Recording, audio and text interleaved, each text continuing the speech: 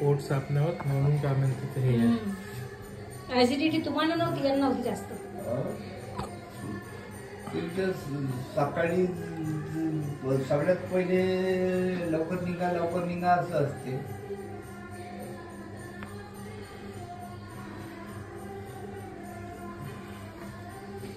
माझ्या डोक्यात जाते ऍसिडिटी. थांबा गोष्ट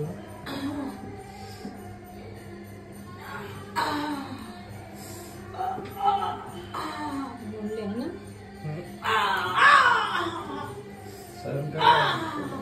माझी त्या दिवशी असंच चालू.